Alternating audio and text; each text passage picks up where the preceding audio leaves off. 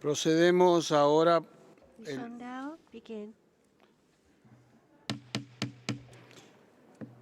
Procedemos ahora al diálogo shall now interactivo begin sobre the la interactive actualización dialogue oral on de the la alta oral update comisionada of the High Commissioner acerca de las conclusiones on the del informe findings of the periodic periódico report de la Oficina de la of Alta the Office of the Comisionada High para los Commissioner for Derechos Human Humanos Rights on sobre la the situación de los derechos situation of humanos en human rights in Ucrania, Ukraine, de conformidad con la pursuant resolución to Council Resolution 47/22 del 47/22. Consejo. La lista de oradores The se list of speakers will cerrará close en in 15 15 minutos. minutes. Tengo el honor de dar la It is bienvenida a my la señora honor to Michelle welcome Bachelet, Ms. alta comisionada de las Michelle Naciones Bachelet, Unidas para los United Derechos Nations High Humanos, Commissioner for Human para que Rights, presente la to present actualización the oral oral. update. Tiene usted la palabra. You have the floor, madam. Thank you, Mr. President, distinguished President, Excellencies, colleagues, and friends.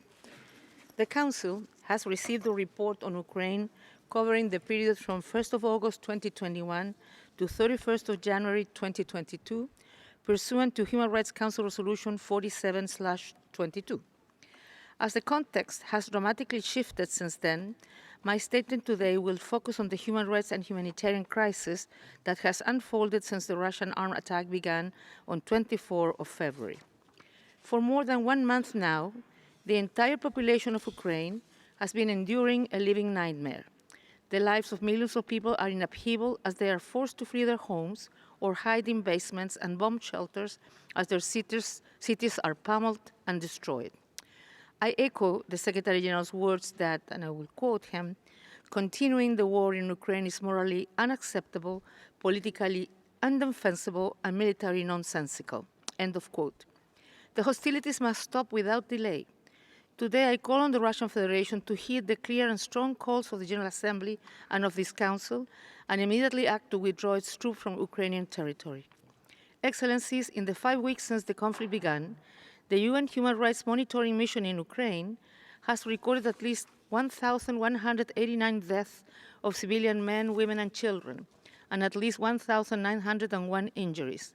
We know the actual figures are likely far higher.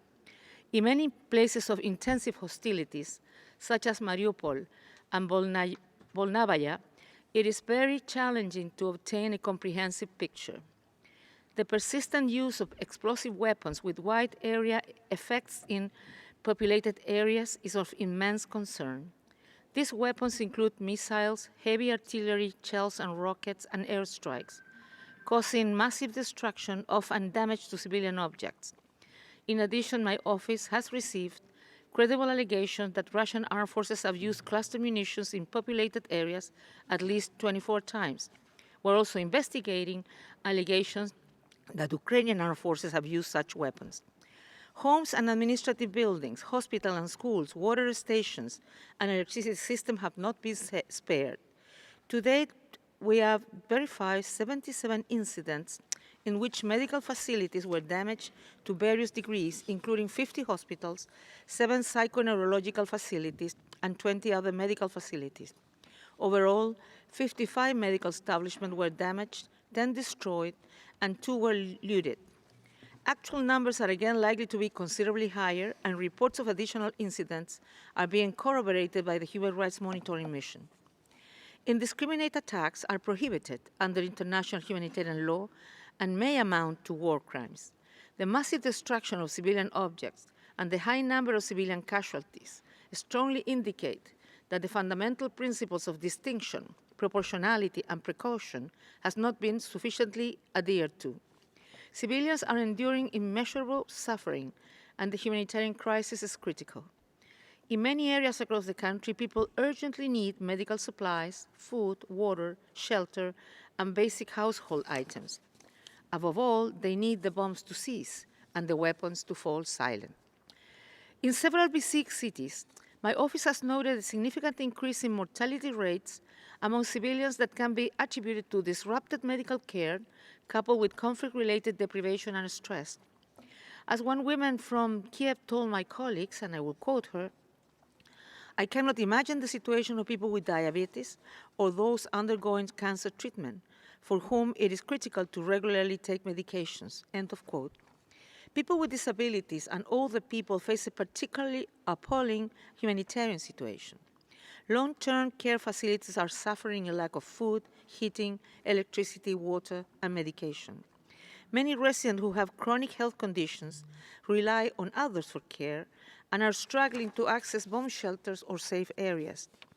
At least one facility for bedridden patients and other people with disabilities, mostly older people, came under fire while its residents were inside, with dozens of alleged casualties.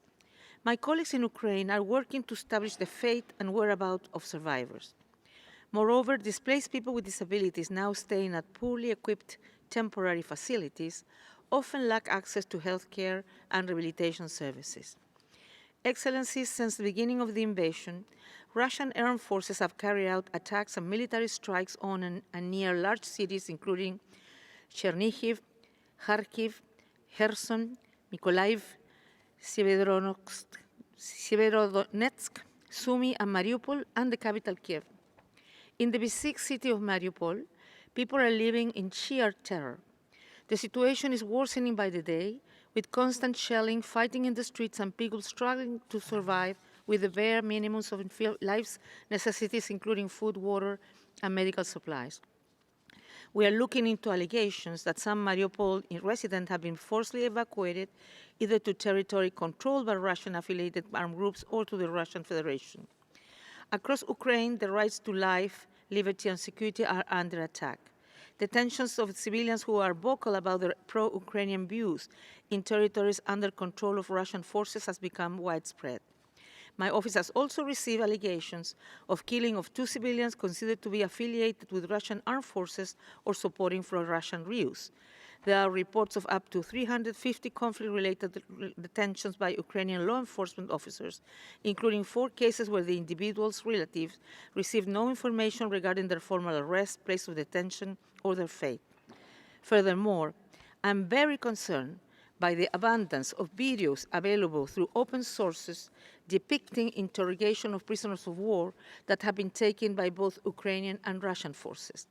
We have also received some allegations of conflict-related sexual violence, including rape, and we're still working to corroborate them. Additionally, freedom of expression is under threat. Every day, many journalists are courageously fighting a crucial battle against mounting misinformation and propaganda, often putting their own lives at great risk. 7 journalists and media workers have been killed since hostilities began. Another 15 have come under armed attack, 9 of whom were injured. We have also documented the arbitrary detention and the possible enforced disappearance of 22 journalists and civil society activists who have been vocal against the invasion in Kiev, Kherson, Luhansk, and Zaporizhia regions. I underscore that independent, objective reporting of the facts on the ground is absolutely vital to counter the harmful spread of misinformation and propaganda. Excellencies, the devastating consequences of this war are being felt far outside Ukraine's borders. Nearly a quarter of Ukraine's population have been forced to flee. Over 4 million people have fled the country since the attack began, and an estimated 6.5 million are internally displaced. It is encouraging to see the outpouring of support offered to refugees by Ukraine's neighbors, and other countries around the world. I reiterate that it is essential to extend such a welcome to all who have fled without discrimination.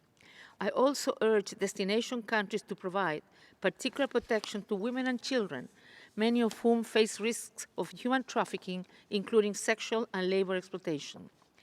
Additionally, a rise in Russophobia has been observed in a number of countries. My office continues to monitor all these events. As the war approaches the 6th week, I reiterate my calls for states to respect and uphold international humanitarian and human rights law. I urge humanitarian assistance to be delivered safely and effectively. All civilians must be protected, and those who wish to leave must be provided safe passage in the direction they choose. And prisoners of war must be treated with dignity and full respect for their rights. The UN Human Rights Monitoring Mission in Ukraine will continue its vital monitoring role. Despite the very difficult security context, staff in various parts of the country continue to document civilian casualties, the impact of hostilities, and violations of human rights. I take this opportunity to thank all who are working to assist the people of Ukraine. Every day, my colleagues are listening to the heartbreaking stories of Ukrainians whose lives have been shattered by this conflict. Just last week, They ask a simple question to a displaced man from a town in eastern Ukraine. Where are you from? His reply, I'm from Izium, a city that no longer exists. The terror and agony of the Ukrainian people is palpable and is being felt around the world. They want the war to stop and to return to peace, safety, and human dignity. It is long time to heed their call. Thank you.